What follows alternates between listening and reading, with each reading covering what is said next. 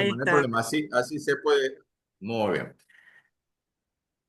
Lamentablemente, justo recién cuando nuestro hermano Walter estaba haciendo su aporte, se cortó la sesión, digamos, de 40 minutos, pero ahora todavía él no ha entrado en la sala. Una vez que él entre, después le vamos a dar participación nuevamente para que él pueda redondear lo que él nos estaba compartiendo. Pero fíjense una cosa, verso 12. Y perdónanos nuestras deudas como también nosotros perdonamos a nuestros deudores. A continuación, y no nos metas en tentación, mas líbranos del mal. Pero, ¿por qué tanta insistencia con esto?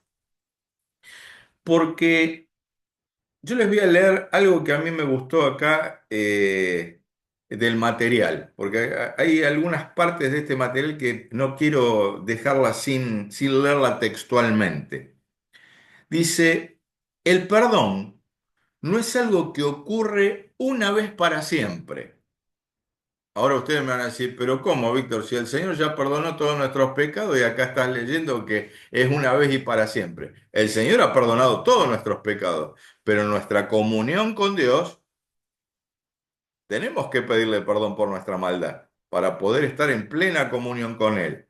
Dice, el perdón no es algo que ocurre de una vez para siempre cuando uno confía en Cristo como Señor y Salvador. Por el contrario, el cristiano tiene una necesidad constante de perdón. Ahora, esa necesidad constante de perdón no afecta la gracia soberana de Dios sobre nuestra salvación. No sé si se entiende. ¿Lo van entendiendo, Agustín, Marcelo, Walter? Marcelo, dale, dale, dale, Marcelo, voy a Sí, interrumpir, no hay Víctor. problema. Marcelo, muy educado, levanta la mano, Marcelo. Primero, dos cosas. Primero, del material, ¿en qué página lo estás leyendo? Y Página segundo, 30, página 37, mi hermano. bien. Y segundo, eh, el perdón, eh, lo entiendo como que es una decisión, Ujú. más que, no sé, no sé cómo ponerlo, en qué otro contexto ponerlo, ¿no? Como que son decisiones, que algo que tenga que ser, que pase por si es emocional o es algo que es impuesto. Es una decisión que uno tiene que tomar. Ustedes fíjense, gracias Marcelo, ustedes fíjense lo que recién compartía el hermano Walter, gracias Walter por poder estar otra vez en la sala. Todos sabemos No que hay podía entrar. situaciones. ¿Cómo, mi hermano? No me dejaba entrar. No No, podía era yo entrar. era yo que no quería que entraras, pero bueno, ahora te perdono, mi hermano. Gracias. No, una broma, una broma, una broma. No, a veces pasa, la tecnología a veces nos juega estas malas pasadas. Pero estábamos hablando de lo que vos compartías recién. Y yo no, a ver, quiero ser muy cuidadoso con un comentario o una respuesta que voy a dar. Yo hablo por mi persona, no estoy hablando por ninguno de ustedes cuatro. Si no le pidiera fortaleza al Señor, yo no podría perdonar. Gracias. Olvídate que así. Si yo no le pediría fortaleza al Señor, es imposible que yo perdone. Y ustedes me van a decir, No, ¿pero por qué? Porque por naturaleza pecadora, nosotros siempre queremos que nos pidan perdón a nosotros. Ahora, cuando nos encontramos con situaciones extremas, como recién contaba Walter, es obvio que necesitamos el auxilio sobrenatural de Dios, porque si no tenemos esa gracia de parte de Dios, ¿cómo no le podemos hablar a una persona que está en esas circunstancias? Porque ya nuestra propia naturaleza nos genera un rechazo. Pero cuando tenemos esa gracia que Dios derrama en nuestros corazones, empezamos a ver a la persona como Dios la ve. Una persona que tiene necesidad, una persona que necesita el perdón, una persona que necesita la justificación. Es obvio que cuando uno le empiezan a contar todo lo que tiene en su prontuario, aquel que ha delinquido o aquel que no ha delinquido, pero tal vez nos cuenta su vida pasada, uno se ve tentado a ser juez y a decir, ¿cómo hago? A mí no me ha tocado la experiencia de Walter de una cárcel, pero sí me ha tocado visitar personas en situación de detención y de tener cara a cara a una persona que me había dicho que había matado a alguien. Y decírmelo así abiertamente, yo maté a alguien. Esta es una historia vieja, ya la persona casi seguro debe haber muerto porque esta historia debe tener más de 25 años. Y es ahí a donde se nos queman todos los papeles, mis hermanos. Y la salvación es eso. Es decir, Señor, más allá de que yo tenga un preconcepto, tal vez cosas que me duelen, le tengo que hablar de tu amor. Ahora, si la persona rechaza, ya es problema de la persona. Si la persona no quiere saber nada con el mensaje que vos le compartís, ya pasa a ser problema de la persona. Pero delante del Señor nosotros sí le tenemos que hablar del amor del Señor. Ahora, vuelvo sobre el material. Les había comenzado a leer, recién Marcelo me preguntaba en qué página estaba, yo por la duda estoy en la página 37 del material. Lo voy a leer textual para que si ustedes lo quieren leer, después van a ver que lo estoy leyendo textualmente. El perdón no es algo que ocurre de una vez para siempre. Cuando uno confía en Cristo como Señor y Salvador, por el contrario, el cristiano tiene necesidad constante de perdón. Lo que decíamos recién, el perdón en Cristo ya lo tenemos, pero nuestra comunión se afianza en la medida en que nosotros vamos al trono de la gracia para recibir el oportuno socorro. Dice, acerquémonos pues confiadamente al trono de la gracia para recibir el oportuno socorro. Bienvenido Héctor, estoy viendo que estás ingresando en la sala. Hola, ¿cómo están? Muchas bendiciones. Gracias, mi querido hermano. Me alegro que pudiste incorporarte, mi querido hermano. Yo estoy leyendo textualmente una parte del material, Héctor. Si vos de repente tenés allí el PDF, estoy leyendo la página 37. Dice, por el contrario, el cristiano tiene una necesidad constante de perdón. Recuerde que Juan, está hablando del apóstol obviamente, estaba escribiendo a los cristianos cuando dijo, si decimos que no tenemos pecado, nos engañamos a nosotros mismos y la verdad no está en nosotros. Si confesamos nuestros pecados, Él es fiel y justo para perdonar nuestros pecados y limpiarnos de toda maldad. Esto es tan importante, mis hermanos, porque en Cristo ya recibimos el perdón. A ver no sé si se entiende lo que les estoy queriendo compartir. En Cristo ya estamos perdonados. Pero Dios quiere que nosotros le pidamos perdón, que no es lo mismo. ¿Por qué? Porque el pecado ya ha sido perdonado por Cristo. Pero si nosotros no reconocemos nuestra falta, estamos estableciendo un distanciamiento en nuestra comunión con Dios. Y necesitamos sí o sí de ese perdón diario de la mano de Dios. En el caso del rey David, en la historia que habíamos visto, David pedía perdón porque él no podía, no estaba disfrutando de esa gracia gratuita que recibimos nosotros. Él tenía que ir todos los días y decir, Señor, perdóname, porque no vaya a hacer cosa que un día me muera y se perdió todo. Bueno, yo te di Nosotros, el perdón si vos me das una moneda de oro. mi querido hermano Marcelo, Es casi como que la necesidad más es nuestra de pedirle a Él perdón que Él escucharnos a nosotros. es que es la base de nuestra... A ver, yo les pongo un ejemplo. La confesión. Ahí está, pero fíjense una cosa, ¿se acuerdan que les hablé de la no confesión auricular? Nosotros no practicamos la confesión auricular. Ustedes pueden venir a mí y me dicen, mira, Víctor, me quiero confesar un pecado. Vos sabés que pasé por un kiosco de revista y me robé una revista. Y yo te puedo decir, mira, andá y pagásela al diariero. Pero yo no te puedo decir, mira, Marcelo, te perdono y hacé tal cosa. Yo cuanto mucho te puedo decir, mira, Marcelo, te equivocaste, hiciste mal, vamos a orar, vamos a pedir perdón al Señor, pero andá y pagala. Pero yo no puedo absolverte, entre comillas, a quien fuera. Lo utilizo a Marcelo como ejemplo, pero esto nos sirve para cualquiera de nosotros. El no practicar la confesión auricular tiene que ver con eso, que uno tiene que ir a Dios, al trono de la gracia, a ese diálogo directo que podemos tener con Dios Padre a través de la sangre de nuestro Señor Jesucristo.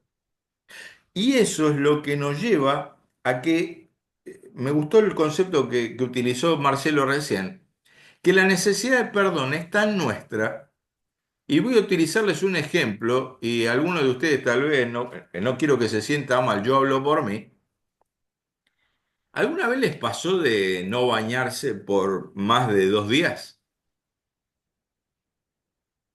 Bueno, acá tengo un socio, Marcelo. Héctor, muy bien. Agustín, Agustín me parece que es el más limpio de todos nosotros. Ah, no, no, él también, muy bien. Cuando me operaron no me podía bañar, no me podía bañar. ¿Qué pasa? Bueno, miren, yo en 1982, cuando estaba haciendo el servicio militar, estábamos haciendo adiestramiento de combate en el medio de la montaña en Balcarce. Estuvimos casi 15 días sin bañarnos. La pregunta es esta: cuando uno pasa un día, 2 días, 3 días sin bañarse, uno empieza a sentir la necesidad del baño. ¿Por qué? Porque el cuerpo mismo nos pide que nos saquemos toda esa toxina que se nos va pegando. Con el pecado pasa lo mismo. Cuando uno no reconoce que necesita el perdón de Dios, llega un momento que el pecado está tan presente en nuestra vida que nos hacemos inmunes al pecado. No inmunes de inmunizarnos, sino que nos da lo mismo. Y es ahí en donde después vienen las consecuencias. Cuando nosotros le pedimos perdón al Señor, recibimos de la gracia de Dios ese sentir que estamos libres, libres. Y ustedes saben que es una experiencia tan hermosa cuando uno puede pedirle perdón a Dios, que uno puede sentir y decir gracias, Señor, más allá que yo ya sabía que me habías perdonado, pero tenía la necesidad imperiosa de arreglar cuentas con vos.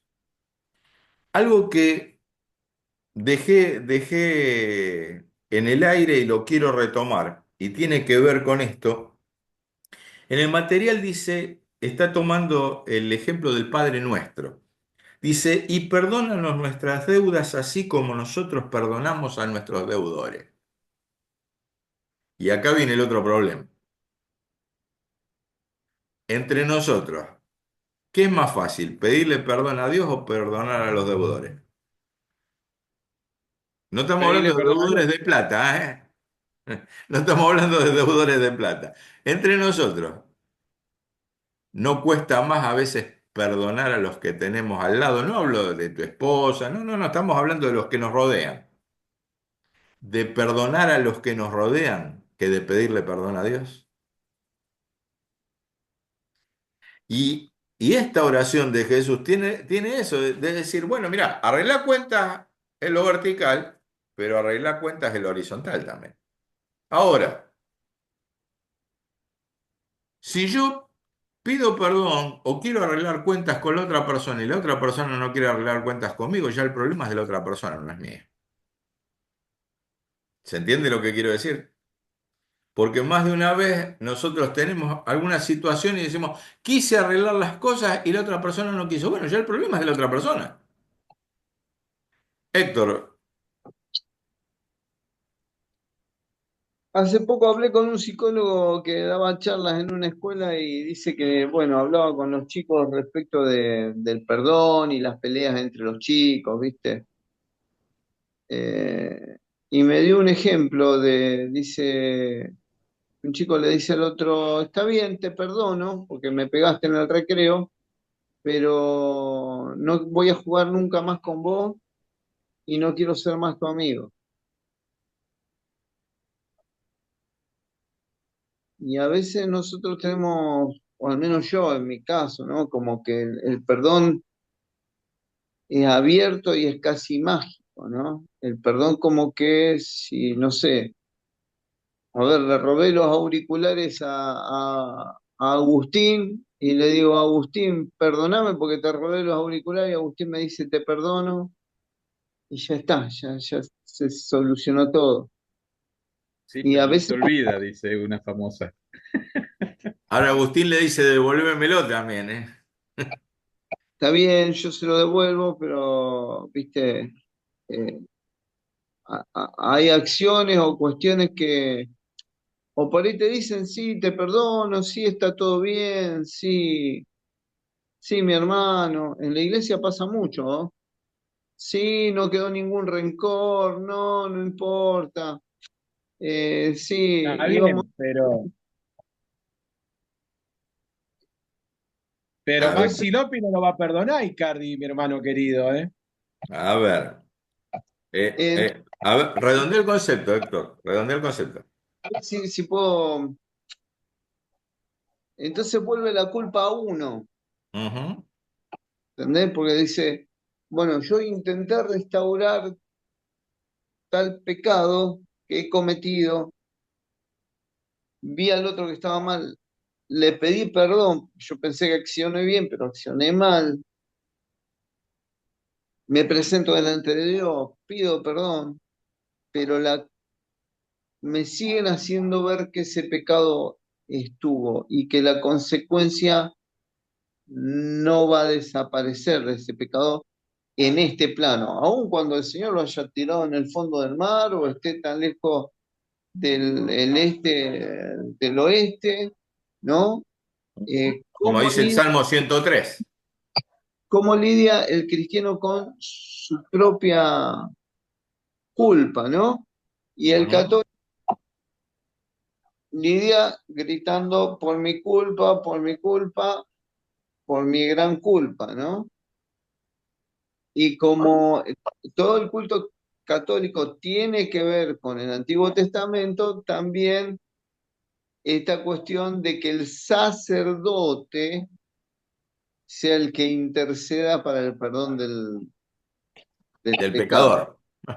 Ahora, fíjense una cosa, a mí me gustó recién lo que decía, Y gracias la- Héctor, lo que planteaba Héctor, porque él cuando recién decía por mi culpa, por mi culpa, por mi gran culpa, me acordaba del pasaje que habíamos leído recién del rey David, que él decía que en cierta manera no se estaba flagelando, pero se estaba autoflagelando por su situación. Ahora, yo no quiero ir a situaciones extremas, ni mucho menos, pero quiero ir a algo que recién mencionaron ustedes. Hoy es necesario que dentro de nuestras iglesias hablemos del genuino perdón entre hermanos.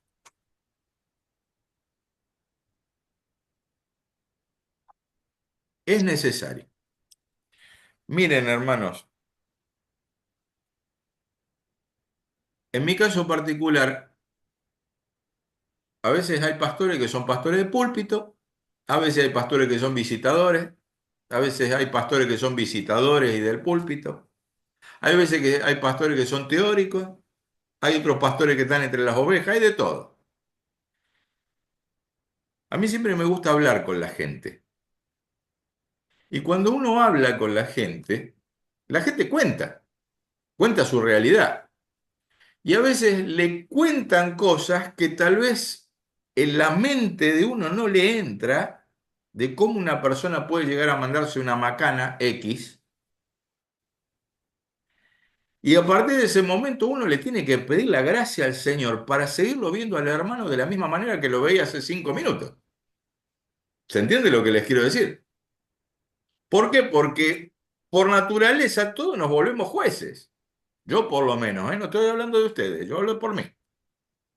Y si de repente viene un hermano y te cuenta, y estamos hablando en la iglesia, en otras situaciones, por ejemplo, como recién contaba Walter, de situaciones carcelarias que son muy delicadas, pero estamos hablando en un ámbito tal vez en el que nos manejamos siempre, es ahí a donde tenemos que manifestar el verdadero perdón del Señor para con nosotros, pero también para con nuestros semejantes.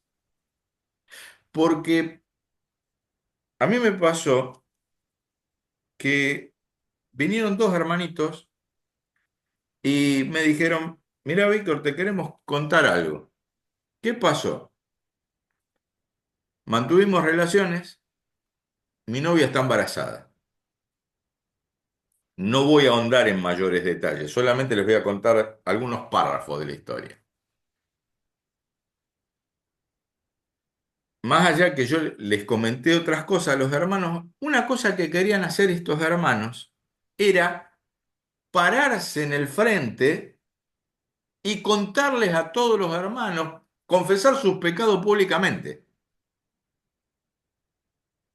Los hermanos sentían esa necesidad de decir, metimos la pata. La pregunta es esta, ¿qué creen que les dije? Y que no, porque no es así. A El ver, perdón va, Walter vota por no. No exacta, tienen por qué inmolarse. A ver, Marcelo dice, no tienen por qué inmolarse. Me falta Agustín y Héctor.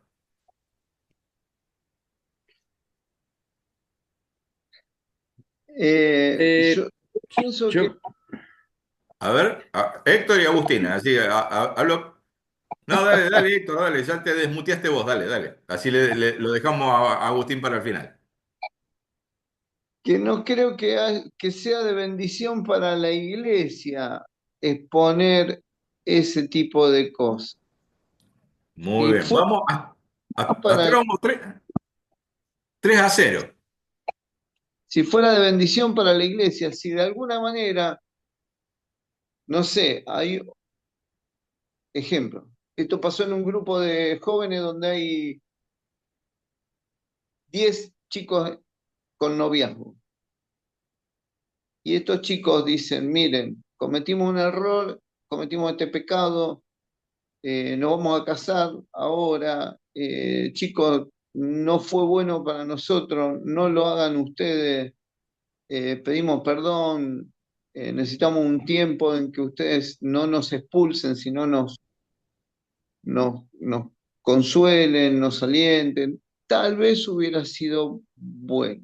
Conozco un caso donde el pastor dijo, afuera, fulanita que está embarazada y la criatura que tiene es una bastarda, por lo tanto, jamás la visiten.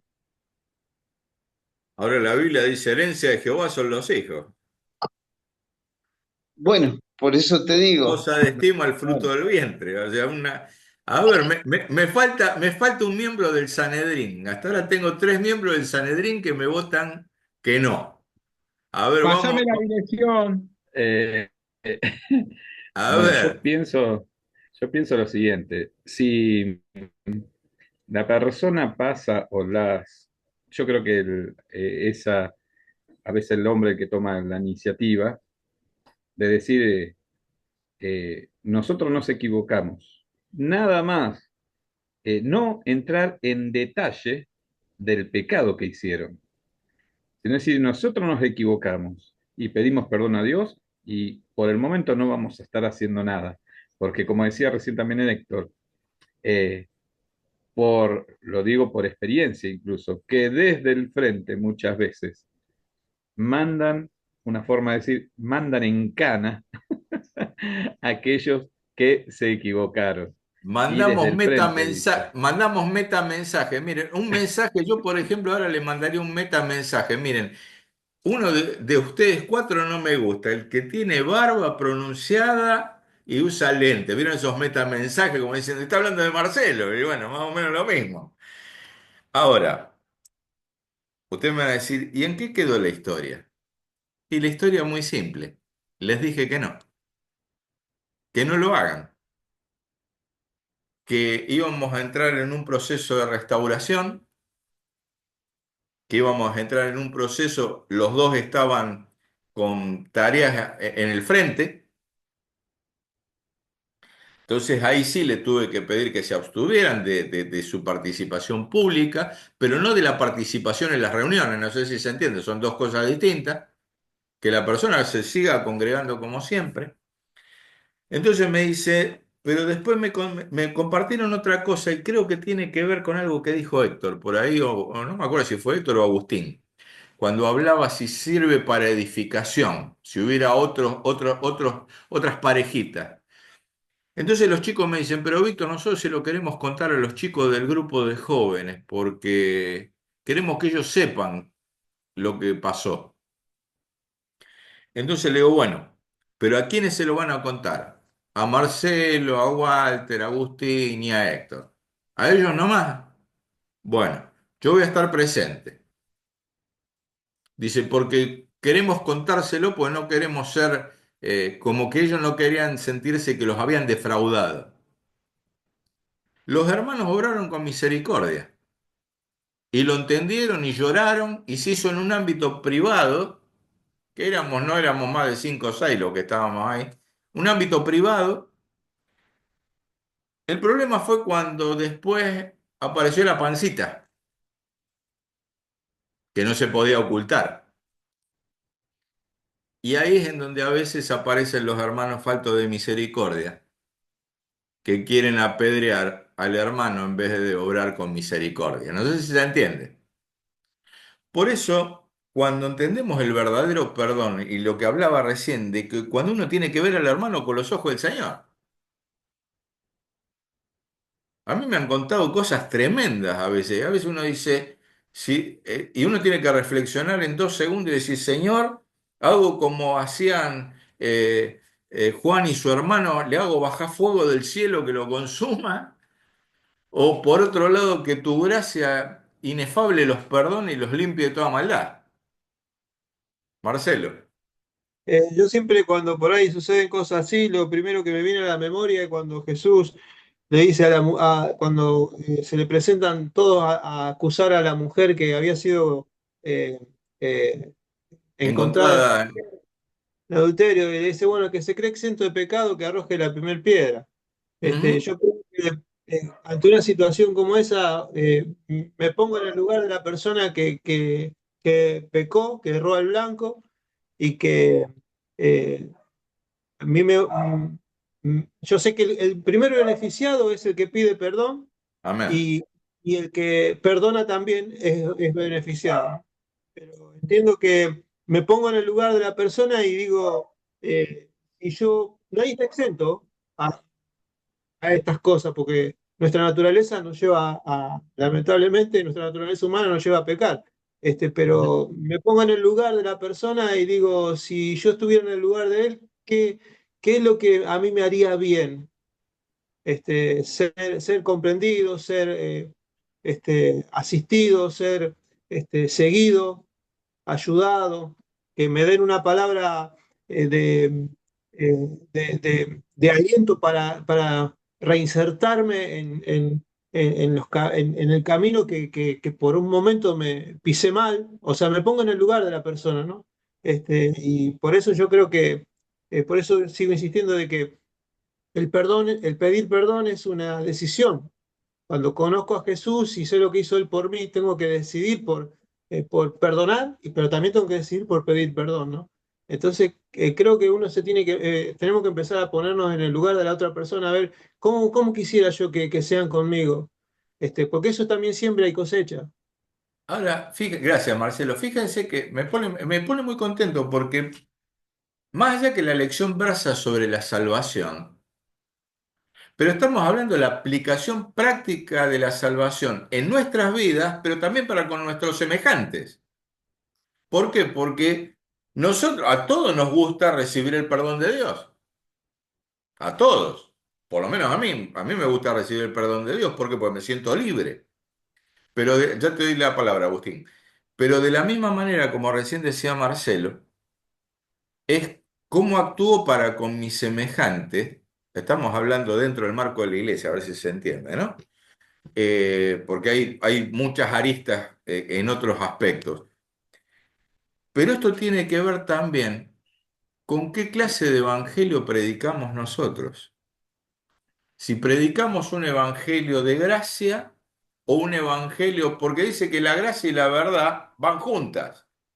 Y vieron que a veces hay algunos hermanos que son pura gracia. Y bueno, déjalo pasar. Y hay otros que son todo verdad. Palo, palo, palo. No sé si se entiende, ¿no? Gracia y verdad van de la mano. No se pueden separar. Entonces, por un lado tengo que obrar con amor y por otro lado tengo que obrar con la corrección, pero no la corrección del látigo. No sé si se entiende. las dos van de la mano, gracia y verdad no se separan nunca. Y a veces, ¿se acuerdan que el lunes pasado yo les hablé de ese hermano Dietrich Bonhoeffer? Yo no sé nada de alemán, pero me gusta agrandarme un poco, decir, ¡ah, qué bárbaro! ¿Sabe alemán? Lo único que sé de alemán es Michael Schumacher, nada más, no, otra cosa no me pidan. Dietrich Bonhoeffer que acuñó la frase gracia barata. No hagamos que la gracia del Señor sea una gracia barata, pero por otro lado, tenemos que obrar con gracia de la misma manera que Dios obró con nosotros. Y hoy en las iglesias necesitamos más que nunca eso. Eh, Fíjense esto, hace muchos años, ya te doy la palabra, Agustín, no quiero que te quedes sin hablar. Yo estaba en una iglesia y había un hermano italiano en la puerta, que lo veíamos siempre en las reuniones. A mí me invitaban a predicar de esa iglesia, entonces yo lo veía siempre, todo. Entonces, digo, hola hermano, ¿cómo anda? Hola pastore, ¿cómo anda usted? Bien atravesado para hablar el hermano. Y como lo veía en la puerta que no entraba, digo, ¿qué pasa que no entra este? Digo, ¿qué pasa hermano que no entra? No, están tratando mi disciplina. Dice, ah, usted sabe, yo me mandé una macana, me contó su problema. Dice, vengo a que me den otro año por la cabeza y ya está. O sea, todos los años le renovaban la disciplina. Ahora, ¿cuál es el problema? Ahí no había restauración. Porque es como una condena que iban al juez y le decían, bueno, a ver, me da la libertad condicional, no, rechazado, otro año más en cárcel. Y el Señor no obra así con nosotros. Y el problema era que el hermano no entendía que una vez que pidió perdón, tenía que volver a la comunión, porque el hermano también estaba en una cierta rebeldía. Y la congregación no entendía que tenía que perdonarlo al hermano para volver a la comunión. Entonces era como un círculo vicioso. Agustín, Bueno, yo pienso también lo siguiente, ¿no? Lo digo también por experiencia. Muchas veces eh, uno se carga tanto con eso, con el pecado, con el error que ha cometido, y, propio y de cuando tercero, uno Agustín. propio, y a Propio. veces también se ven tercero, pero propio No, no, no, seguro. pregunto Claro, para saber claro. por dónde va. Eh, y el asunto es esto, que uno, cuando pide perdón a Dios, Dios ya te perdona. Y lo que uno quiere es a veces ser restaurado o estar, como decía recién usted, en comunión con el resto. Pero, como decía también, la gracia y la verdad era una balanza mal Van de la pesada, mano, van de la mano, no se pero, pueden separar. pero en este caso era mal pesada y, y no te podían ver que vos estaba distinto ante la situación, se puede decir. Y hasta te hacían cara o te llamaban la atención, vos por qué estás así, si vos hiciste tal cosa o vos te cometiste tal pecado. Y la cuestión es esta, si Dios me perdonó, ¿qué quiere que haga? Que esté, como muchas veces lo hemos charlado así, ¿qué quiere? ¿Esté llorando por todos los rincones en la iglesia, dando lástima? Me parece que ahí está el asunto. Incluso, ¿por qué lo digo? Porque lo he, lo he visto y todas esas cosas, y lo he pasado también, de que, bueno, vení a la reunión, no hay ningún problema, seguí congregándote, pero termina la reunión y te tenés que ir. No podés saludar a tus hermanos. No podés, o sea, esa balanza, ¿no? Son esas santas macanas evangélicas que nos solemos mandar. Yo digo santas por así decirle. Bueno, sí, sí. Pero después, ante esa situación, ¿no? Eh, Como decía también el hermano Marcelo ahí, muchas veces a veces pasan años, lo dijo usted también, pasan años, ese hombre, ese hermano estaba esperando ahí a ver cómo lo juzgaba un año más de disciplina. Y a lo mejor uno también pasó esa etapa que al final la restauración fue el Señor y yo, o el Señor y la persona.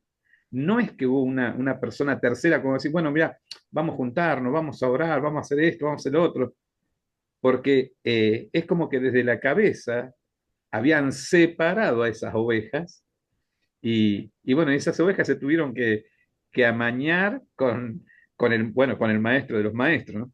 Miren, Y bueno, y hoy en día, después de su tiempo pasó, digamos, lamentablemente, la cabeza, lo que, una forma así, no se juzgó a la otra persona, esta misma persona había caído en eso y algo peor todavía. Pero no por esa causa uno tiene que dejar de amarlo o de perdonarlo, a pesar de las cosas que uno ha sufrido, se puede decir, el Señor es el que perdona sobre todas las cosas. Eso es lo que yo pienso con respecto a esto. fíjense una cosa, gracias Agustín, fíjense esto, porque la lección apuntaba hacia la salvación, que ya la habíamos visto la semana pasada, pero yo quería llevarlo también a un marco de todos los días. El marco de todos los días de, a ver, hermanos, yo no sé lo que Dios puede hacer de la vida de ustedes, exceptuando en el caso de Walter, que es pastor, que está en el ministerio. ¿Qué puede hacer el Señor con la vida de ustedes de acá a un tiempo? ¿A dónde los puede llevar? ¿A dónde los puede llamar? ¿A qué tarea? Y mi tarea, por lo menos, es compartirles a la luz de la palabra lo que es la salvación, pero la salvación también en función de nuestros semejantes. ¿Por qué? Porque compartirle el Evangelio a una persona nueva es bárbaro, porque nosotros le decimos, aceptad Señor, reconocer tu pecado y uno se pone contento, aceptó al Señor. Pero ahora, cuando viene el hermanito y nos cuenta que se mandó una macana, le caemos con un palo y lo queremos matar. Vamos a la otra sala, Karina. 2 minutos.